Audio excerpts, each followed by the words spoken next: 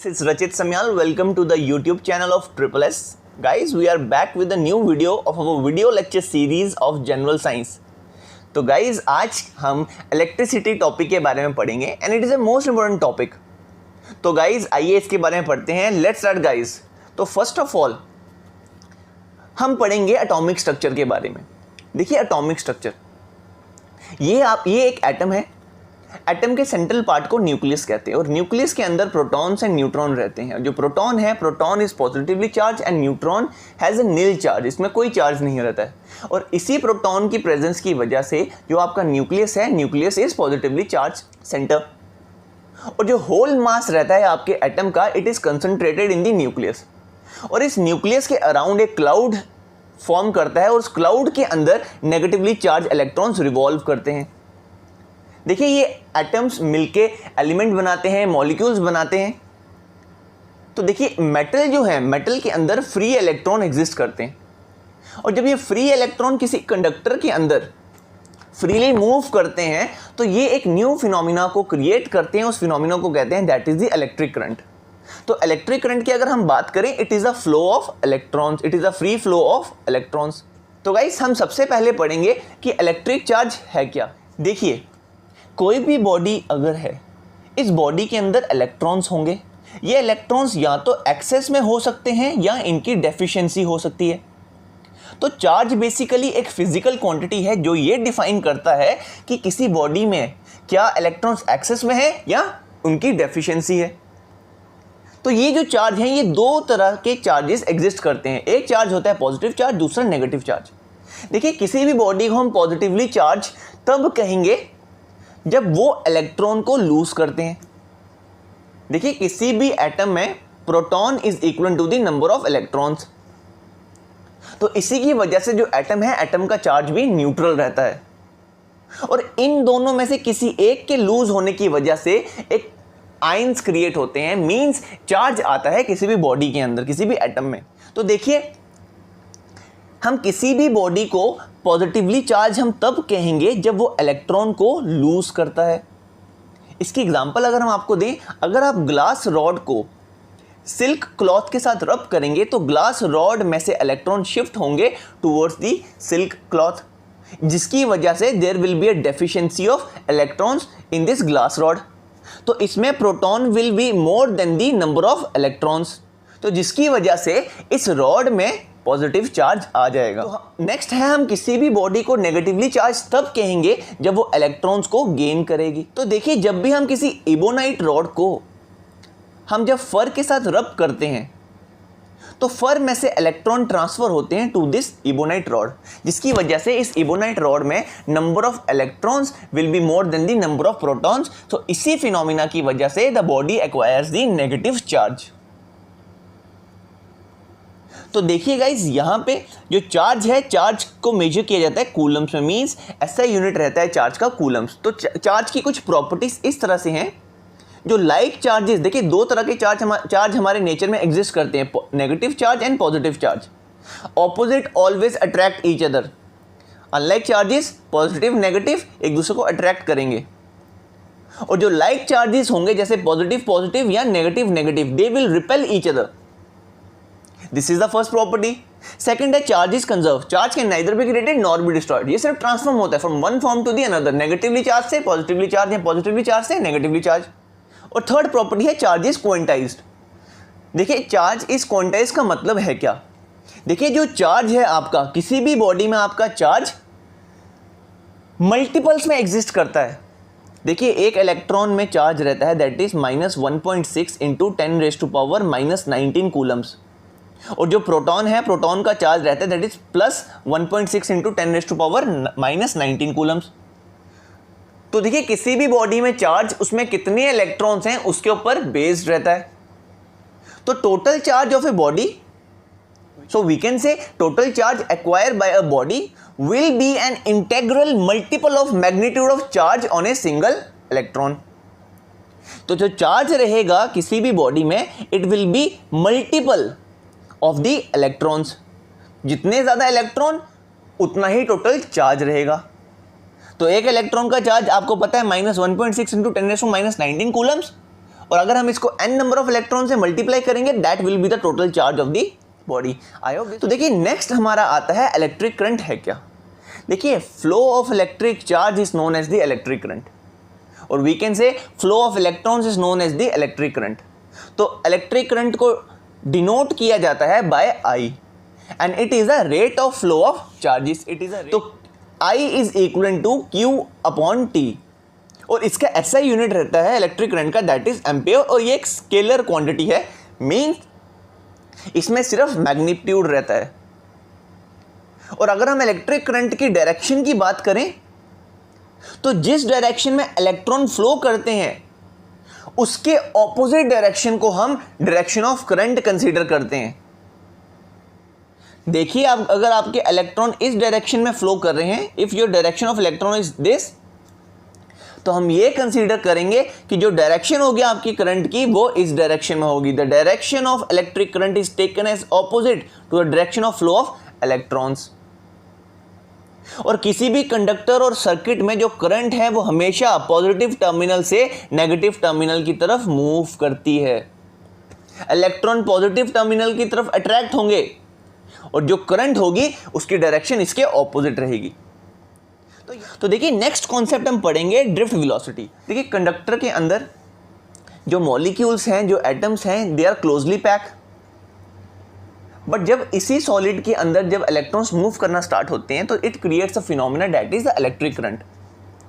और ये जब इलेक्ट्रॉन्स मूव करते हैं they move with a particular speed, उस स्पीड को हम बोलते हैं that is the drift speed और ड्रिफ्ट वेलोसिटी।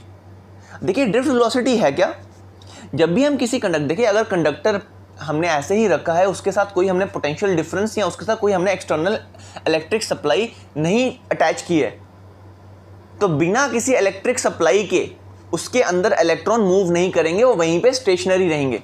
बट जब हम एक बैटरी अप्लाई करते हैं, एक्सटर्नल बैटरी का means external electric supply provide करते हैं उस कंडक्टर को, तो जो इलेक्ट्रॉन्स हैं वो इलेक्ट्रॉन्स मूव करना स्टार्ट करेंगे towards the positive terminal of the battery. और जब ये मूव करेंगे ये कोलाइड करेंगे विद द अदर मॉलिक्यूल्स, और जिसकी वजह से उनकी स्पीड में वेरिएशन आना स्टार्ट होगी। तो एक ऐसा टाइम आएगा जब आपके इलेक्ट्रॉन्स एक कांस्टेंट स्पीड के साथ कंडक्टर के अंदर under the effect of external electric supply जब मूव करना स्टार्ट करेंगे, उस कांस्टेंट स्पीड को हम कहते हैं that is the drift velocity of the electron. और ये जो ड्रिफ्ट वेलोसिटी आपकी ये होती है आपकी 10⁻⁻⁴ मीटर पर सेकेंड। ये चीज़ को ध्यान में रखिएगा, आपके एग्जाम में पूछा जा सकता है। ड्रिफ्ट वेलोसिटी आपकी रहती है 10⁻⁻⁴ मीटर पर सेकेंड। तो देखिए अगर हम बोलें फ्लो ऑफ चार्ज का मतलब है that is the flow of electrons produces the current in the wire. तो देखिए इस करंट को मेजर करने के लिए एक इंस्ट्रूमेंट का इस्तेमाल किया जाता है, उस इंस्ट्रूमेंट को कहते हैं दैट इज एमोमीटर। और इस एमोमीटर के फीचर्स क्या हैं, इसकी first of all low resistance रहती है। लो रेजिस्टेंस का मतलब क्या है, दैट इज ये करंट के फ्लो को, इलेक्ट्रॉन के फ्लो को लेस ऑपोजिशन ऑफर करते हैं। और दूसरा यहां पे मोस्ट इंपॉर्टेंट फीचर है दैट इज इसको हमेशा डिवाइस के साथ सीरीज में कनेक्ट किया जाता है। Late us suppose this is your device, अगर आपको देखना है कि इसमें से कितनी करंट मूव कर रही है तो आप इस एमोमीटर को इसके साथ सीरीज में, सीरीज का मतलब है एंड टू एंड इसके साथ कनेक्ट करेंगे। और जब आप इसको एंड टू एंड कनेक्ट करेंगे तो इसमें से जो करंट फ्लो करेगी वो इसमें से फ्लो करके हमें रीडिंग्स देगी। I hope this must be clear to all of you. देखिए नेक्स्ट हम पढ़ेंगे that is your electric potential. देखिए कोई भी अगर चार्ज है उस चार्ज के अराउंड एक वर्चुअल फील्ड क्रिएट होगी, इस फील्ड को कहते हैं that is the electric field. तो अगर कोई इलेक्ट्रॉन या अगर कोई भी चार्ज पार्टिकल इस फील्ड के अंदर आएगा तो उसके ऊपर कुछ फोर्स लगेगी, उस फोर्स को बोलते हैं दैट इज इलेक्ट्रोस्टैटिक फोर्स। अगर पॉजिटिव चार्ज होगा इस फील्ड के अंदर आगे आके ये रिपेल हो जाएगा, और अगर नेगेटिव चार्ज होगा it will be attracted towards this charge. तो देखिए इलेक्ट्रिक पोटेंशियल बेसिकली है क्या। इलेक्ट्रिक पोटेंशियल जैसे ये चार्ज है और इसके अराउंड ये फील्ड है। देखिए यहां पे अगर कोई पॉइंट है, अगर इस पॉइंट पे कोई चार्ज है और ये पॉइंट इन्फिनिटी पे है, इस चार्ज को यहाँ से इस इलेक्ट्रिक फील्ड के अंदर किसी पर्टिकुलर पॉइंट तक लाने में जो हमें वर्क डन करना पड़ता है, उसी वर्क डन को हम कहते हैं that is the electric potential. The amount of work done when a unit positive charge is move from the infinity to a particular point in a electric field. इस electric field के किसी particular point तक infinity से किसी charge को लाने में जो वर्क डन होता है उसको कहते हैं that is the electric potential, और इसका ऐसा यूनिट रहता है दैट इज द वोल्ट है। आपको देखिए ये जो इलेक्ट्रिक पोटेंशियल है आपका, ये आपको एग्जाम में पूछा जा सकता है और बहुत ज्यादा आरआरबी के एग्जामिनेशंस में भी इस क्वेश्चन को पूछा गया है। तो नेक्स्ट है आपका that is the potential difference. देखिए पोटेंशियल डिफरेंस है क्या, देखिए ये एक चार्ज है, इसके अराउंड एक फील्ड होगी, मींस इसका अपना एक इलेक्ट्रिक पोटेंशियल होगा, और ये एक चार्ज है, इसका अपना एक इलेक्ट्रिक पोटेंशियल होगा, मींस इन दोनों चार्जेस के अराउंड फील्ड क्रिएट होगी, that is electric field create होगी। तो देखिए पोटेंशियल डिफरेंस है क्या, पोटेंशियल डिफरेंस का मतलब है इन दोनों के इलेक्ट्रिक पोटेंशियल के बीच के डिफरेंस को पोटेंशियल डिफरेंस कहा जाता है। और अगर हम इसे सिंपल लैंग्वेज में समझें, it is a work done per unit time, means per unit time में कितना वर्क डन हो रहा है किसी पॉजिटिव चार्ज को किसी एक पॉइंट से दूसरे पॉइंट तक लेके जाने में in an electric field. This is what the potential difference is. तो इस पोटेंशियल डिफरेंस का भी ऐसा यूनिट दैट इज वोल्ट रहता है। नेक्स्ट आता है आपका वोल्ट मीटर। देखिए पोटेंशियल डिफरेंस के बारे में हमने पढ़ा, पोटेंशियल डिफरेंस को मेजर करने के लिए इंस्ट्रूमेंट का इस्तेमाल होता है, उस इंस्ट्रूमेंट को बोलते हैं वोल्ट मीटर। ये किसी भी इलेक्ट्रिक सर्किट में, देखिए let us suppose this is the conductor, this point and this point, इन दोनों के बीच में कितना पोटेंशियल डिफरेंस होगा उसको मेजर करने के लिए इस वोल्ट मीटर का इस्तेमाल किया जाता है। और इसकी जो रेजिस्टेंस रहती है ये काफ़ी ज़्यादा हाई रहती है। Late us suppose this is your conductor, और अगर हम वोल्ट मीटर को इस कंडक्टर के सीरीज में लगाते हैं और लेट अस सपोज यहाँ से करंट फ्लो कर रही है इस डायरेक्शन में, तो वोल्ट मीटर की रेजिस्टेंस काफ़ी हाई है। इसका मतलब ये आपकी जो करंट है इसको ब्लॉक करेगा इस कंडक्टर में जाने से, तो मींस इसमें कोई इलेक्ट्रिसिटी प्रोड्यूस नहीं होगी, कोई करंट फ्लो नहीं करेगी इस कंडक्टर से।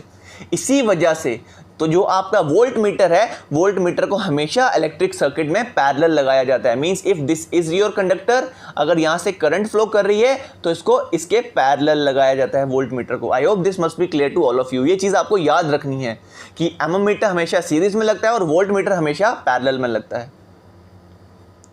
देखिए नेक्स्ट हमारा है गैल्वेनोमीटर। देखिए आपके एमोमीटर का इस्तेमाल होता है for measuring the current, but आपके गैल्वेनोमीटर का इस्तेमाल होता है ये देखने के लिए क्या सर्किट में करंट फ्लो कर रही है, करंट की प्रेजेंस को डिटेक्ट करने के लिए, और किस डायरेक्शन में फ्लो कर रही है, इसके लिए हम गैल्वेनोमीटर का इस्तेमाल करते हैं। तो देखिए गाइस नेक्स्ट है आपका ओम्स लॉ, और ये बहुत इंपॉर्टेंट लॉ है, क्वेश्चन पूछने के इसमें से काफ़ी ज़्यादा चांसेस हो सकते हैं। तो इसको 1827 में जॉर्ज साइमन ओम्स ने दिया था। और ये ओम्स लॉ कहता क्या है, ओम्स लॉ कहता है किसी भी सर्किट में जो इलेक्ट्रिसिटी फ्लो कर रही है, दैट इज जो करंट फ्लो कर रही है, वो हमेशा उस सर्किट के अक्रॉस जो पोटेंशियल डिफरेंस अप्लाई किया गया है उसके प्रोपोर्शनल होगी। मींस अगर आपका ये कंडक्टर है और इस कंडक्टर के अक्रॉस आपने पोटेंशियल डिफरेंस अप्लाई किया है, पोटेंशियल डिफरेंस का मतलब होता है that is a voltage apply की है अक्रॉस इट्स एंड, तो ये जो वोल्टेज है, this voltage will be directly proportional to the current flowing in the conductor. जितनी ज़्यादा वोल्टेज होगी उतनी ज़्यादा करंट होगी। बट चेंजिंग टेम्परेचर में ये लॉ एप्लीकेबल नहीं रहता है। This law is applicable providing the physical condition such as temperature remains unchanged. तो V is directly proportional to I। तो अगर हम प्रोपोर्शनैलिटी का साइन हटाएंगे तो we'll get the R। R is the resistance, means opposition. देखिए किसी भी कंडक्टर के अंदर, देखिए अगर ये आपका कंडक्टर है, इस कंडक्टर के अंदर इलेक्ट्रॉन्स होंगे, बट यहाँ पे कुछ हैवी पार्टिकल्स भी होंगे, और ये हैवी पार्टिकल्स इस इलेक्ट्रॉन की मूवमेंट को ब्लॉक करेंगे। ये जो ब्लॉकेज हो रही है, इस ब्लॉकेज को बोलते हैं दैट इज द रेजिस्टेंस। तो हर कंडक्टर के अंदर, हर मटेरियल के अंदर रेजिस्टेंस होती है। जिसमें कम होगी उसे हम गुड कंडक्टर कहेंगे, और जिसमें ज़्यादा रेजिस्टेंस होगी उसको हम बोलेंगे दैट इज द इंसुलेटर। तो वो कंडक्टर जो ओम्स लॉ को ओबे करते हैं उनको बोलते हैं ओमिक कंडक्टर, और जो नहीं करते हैं उनको बोलते हैं नॉन ओमिक कंडक्टर। गाइस यहाँ पे आपको एक चीज़ को ध्यान में रखना है, हमें फिजिकल कंडीशंस को कांस्टेंट रखना है, that means temperature should remain unchanged. I hope this law must be clear to all of you. तो गाइज अब हम पढ़ेंगे रेजिस्टेंस है क्या। देखिए किसी भी कंडक्टर की वो प्रॉपर्टी है जिसमें ये चार्ज के फ्लो को अपोज करता है या रेजिस्ट करता है, और इसका यूनिट रहता है दैट इज द ओम। और वो मटेरियल जो रेजिस्टेंस शो करते हैं उनको बोलते हैं दैट इज द रेजिस्टर्स। किसी भी इलेक्ट्रिक सर्किट में कुछ कंपोनेंट का इस्तेमाल किया जाता है ताकि जो फ्लो ऑफ इलेक्ट्रॉन है उनको रेजिस्टेंस ऑफर की जा सके। उन कंपोनेंट्स को रेजिस्टर कहते हैं, और इनका इस्तेमाल काफ़ी ज़्यादा इलेक्ट्रिकल डिवाइसेस में होता है जहां पे हमें काफ़ी हाई रेजिस्टेंस की ज़रूरत रहती है। और इस रेजिस्टर की मदद से हम सर्किट के अंदर करंट को कम भी कर सकते हैं। तो अगर हम इसकी एग्जांपल दें आपको रेजिस्टर्स की, तो रेजिस्टर्स बेसिकली एलॉयज हैं। एलॉयज का मतलब होता है दैट इज दो से ज़्यादा मेटल्स को कंबाइन करके जो मटेरियल प्रोड्यूस होता है उसको हम एलॉय कहते हैं। तो ये एलॉयज हैं जैसे नाइक्रोम, मैंगनीन और constantan. These are the alloys which are used to make resistors. और अगर हम आपको रेजिस्टर के बारे में बताएं, रियोस्टैट, जो ये आपके घरों में रेगुलेटर्स रहते हैं हमारे फैन के, इनको हम रियोस्टैट कहते हैं, या इनको हम वेरिएबल रेजिस्टर्स भी कह सकते हैं। और इनका इस्तेमाल आपके सर्किट में इलेक्ट्रिक करंट को मैन्युअली कंट्रोल करने के लिए किया जाता है, that is your rheostat is. देखिए रियोस्टैट को जब हम रोटेट करते हैं तो इसकी वजह से रेजिस्टेंस बढ़ती है। रेजिस्टेंस बढ़ने के वजह से जो आपके सर्किट में करंट है वो कम होती है, तो आपकी फैन की स्पीड कम होना स्टार्ट होती है। This is what the rheostat is. देखिए अगर आप 1 पे रखते हैं, 1 का मतलब ये नहीं है आपकी रेजिस्टेंस कम है, इट मीन्स हाई रेजिस्टेंस। और हाई रेजिस्टेंस की वजह से क्या है, आपके सर्किट में कम करंट फ्लो करेगी, जिसकी वजह से आपका फैन स्लो मूव करना स्टार्ट करेगा। और अगर आप 5 रेगुलेटर के 5 नंबर पे लेके जाएंगे, that means resistance is very low and your fan is at its full speed. तो ये जो रेगुलेटर है, ये जो आपका रियोस्टैट है, इस रियोस्टैट को हम रेजिस्टेंस को इंक्रीज और डिक्रीज करने के लिए इस्तेमाल करते हैं ताकि आपके सर्किट में इलेक्ट्रिक करंट को कंट्रोल किया जा सके। अब देखिए कुछ फैक्टर्स हैं जो आपके रेजिस्टेंस को कंट्रोल करते हैं, अफेक्ट करते हैं। देखिए इस चीज को पढ़ने से पहले हमें रेजिस्टिविटी के बारे में पढ़ना पड़ेगा। देखिए ये कंडक्टर है, इस कंडक्टर की कुछ लेंथ है दैट इज L, इसका कुछ cross section area that is A। इस कंडक्टर के अंदर जो इसकी अपनी रेजिस्टेंस होगी उस रेजिस्टेंस को बोलते हैं दैट इज द रेजिस्टिविटी। तो your resistance is R is equal to resistivity into length upon area. तो ये जो आपकी रेजिस्टेंस है ये कुछ फैक्टर्स के ऊपर डिपेंड करती है, दैट इज लेंथ के ऊपर डिपेंड करती है एंड आपके एरिया के ऊपर डिपेंड करती है। तो देखिए जो आपका रेजिस्टेंस है, this resistance is directly proportional to the length of the conductor. जितनी ज्यादा लेंथ होगी कंडक्टर की उतनी ज्यादा रेजिस्टेंस होगी। It is inversely proportional to the cross section area of the conductor. जितना ज्यादा क्रॉस सेक्शन एरिया होगा किसी कंडक्टर का उतनी ही कम रेजिस्टेंस होगी। और ये आपकी रेजिस्टेंस कंडक्टर की नेचर पे भी डिपेंड करती है कि किस मटेरियल से आपका कंडक्टर बना है, ये उसके ऊपर भी डिपेंड करती है। And it is directly proportional to the temperature of the conductor. जैसे जैसे आपके कंडक्टर का टेम्परेचर बढ़ेगा वैसे ही आपकी रेजिस्टेंस भी बढ़ना स्टार्ट होगी। गाइस मैंने आपको बताया था आपके कंडक्टर के अंदर इलेक्ट्रॉन्स होते हैं और कर्नल्स होते हैं। जब टेम्परेचर बढ़ता है ये kernel up and down move करना, वाइब्रेट करना स्टार्ट करते हैं। तो जब ये वाइब्रेट करते हैं तो ये आपके इलेक्ट्रॉन्स की मूवमेंट को ब्लॉक करना स्टार्ट करते हैं, means they are offering resistance to the flow of electrons. तो देखिए जैसे टेम्परेचर आप बढ़ाएंगे तो आपके कर्नल ज़्यादा वाइब्रेट करेंगे, तो ये आपकी जो रेजिस्टेंस है कंडक्टर की उसको भी इंक्रीज करना स्टार्ट कर देंगे। This is how your resistance is directly proportional to the temperature of the conductor. ये चीज़ याद रखिएगा, resistivity is the resistance offered by a substance of unit length and unit cross sectional area. देखिए unit का यहाँ पे मतलब रहता है 1। It can be 1 centimetre, it can be 1 metre, it can be 1 kilometre. 1 means that is unit. तो जो एक यूनिट लेंथ का कंडक्टर जिसका यूनिट क्रॉस सेक्शन एरिया है वो जो रेजिस्टेंस ऑफर करता है उस रेजिस्टेंस को रेजिस्टिविटी कहते हैं। और इस रेजिस्टिविटी का ऐसा यूनिट रहता है your ohm metre. Your ohm metre, this should be noted down. देखिए आपकी रेजिस्टिविटी भी मटेरियल के ऊपर डिपेंड करती है और टेम्परेचर के ऊपर डिपेंड करती है, बट ये कंडक्टर की लेंथ के ऊपर या उसकी थिकनेस के ऊपर डिपेंड नहीं करती है। ये चीज़ आपको याद रखनी है। देखिए अलॉयज की रेजिस्टिविटी उन मेटल से ज़्यादा होती है जिनसे ये अलॉय बनता है, इसीलिए अलॉय का इस्तेमाल किया जाता है in your electric heaters. Ions में अलॉयज का इस्तेमाल किया जाता है। देखिए टंगस्टन एक ऐसा मेटल है जिसका हाई मेल्टिंग पॉइंट रहता है, इसी वजह से इस टंगस्टन को आपके बल्ब के फिलामेंट्स में इस्तेमाल किया जाता है, क्योंकि ये हीट अप होते हैं, हीट अप होने की वजह से दे स्टार्ट ग्लोइंग रेड, जिसकी वजह से लाइट प्रोड्यूस होती है और they can not gate easily melt down. इसी वजह से इनका इस्तेमाल होता है फॉर द फिलामेंट्स। और जो आपके एल्यूमिनियम एंड कॉपर है, इनका इस्तेमाल होता है फॉर दी ट्रांसमिशन लाइंस। जो ट्रांसमिशन लाइंस हैं इनमें एल्यूमिनियम और कॉपर का इस्तेमाल होता है। आप अपने घरों की जो वायरिंग है, अगर आप उस वायरिंग को देखेंगे तो वो कॉपर से बनी रहती हैं। और जो आपके रोड्स पे जो आपकी वायर्स हैं, they are made of the aluminium, तो they are used in transmission lines. तो गाइस वो रजिस्टर जो ओम लॉ को ओबे करते हैं उनको ओमिक रजिस्टर कहते हैं, और जो नहीं करते हैं उनको नॉन ओमिक रजिस्टर कहते हैं। अब देखिए रेजिस्टेंस को हम डिफरेंट कॉम्बिनेशंस में इस्तेमाल कर सकते हैं। देखिए रेजिस्टेंस जब सीरीज में लगे हों, means end to end attached हो, तो उनको बोलते हैं that is resistance in series. जैसे ये एक रेजिस्टेंस है, ये एक रेजिस्टेंस है, these are the symbol of resistance. जब हम इनको एंड टू एंड लगाते हैं तो हम इस कॉम्बिनेशन को बोलते हैं that is resistance in series होता है। तो इसकी जो इफेक्टिव रेजिस्टेंस रहती है, it is the sum of all the resistance connected in series. तो जो टोटल रेजिस्टेंस होगी इस सर्किट की, वो होगी that is the R1 plus R2 plus R3 plus R4 and so on, जितने भी रेजिस्टेंस होंगे। और एक चीज याद रखिएगा, ये जो इफेक्टिव रेजिस्टेंस है, ये हर रेजिस्टेंस से, इंडिविजुअल रेजिस्टेंस से ज्यादा ही होगी। ये चीज याद रखिए, क्वेश्चन पेपर में पूछा जा सकता है। तो देखिए इस कॉम्बिनेशन में जो करंट रहती है पूरे सर्किट में से, it always remain the same. Her resistance में से सेम करंट फ्लो करेगी, बट जो पोटेंशियल डिफरेंस होगा, इसके क्रॉस V1 होगा, इसके क्रॉस V2 होगा, V3 इसके क्रॉस, V4 इसके क्रॉस, तो जो पोटेंशियल डिफरेंस होगा हर रजिस्टर के across, it may be different. Second type of combination use होता है इन पैरेलल। देखिए पैरेलल जैसे आप यहाँ पे देख सकते हैं, this is parallel, this all resistance R connected in parallel. और इसमें जो आपकी इफेक्टिव रेजिस्टेंस रहेगी, that will be 1 upon R effective is equivalent to the R1 plus 1 upon R2 plus 1 upon R3 plus so on।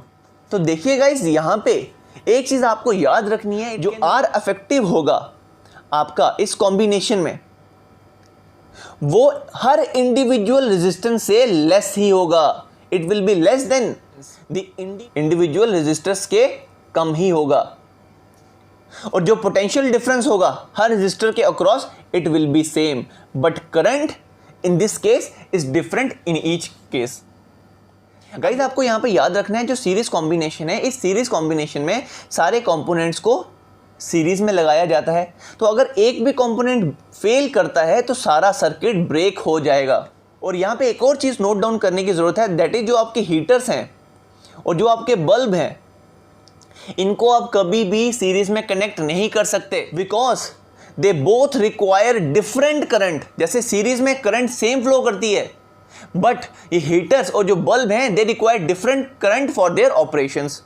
इसलिए इनको हम series में connect नहीं कर सकते हैं, इसलिए इनको पैरेलल में कनेक्ट किया जाता है। तो देखिए पैरेलल कॉम्बिनेशन में ये नॉर्मली आपके घर की जो भी ये सर्किट है, इट इज़ आपके घर का circuit, it is connected in parallel. और इसका एक एडवांटेज है कि अगर पैरेलल में एक भी डिवाइस फेल होता है तो आपका पूरा सर्किट ब्रेक नहीं होगा, आपका पूरा सर्किट ब्रेक नहीं होगा, वो नॉर्मली फंक्शन करता रहेगा। आपका बल्ब खराब होने की वजह से ऐसा नहीं है कि आपका फैन बंद होगा, it will remain in operation. I hope guys आपको ये लेक्चर अच्छा लगा हो। तो नेक्स्ट लेक्चर में हम इस सीरीज को कंटिन्यू करेंगे। तो guys please like and subscribe to our channel and please don't forget to press the bell icon, ताकि आपको न्यू वीडियो का नोटिफिकेशन मिलता रहे। Guys study well and God bless you all.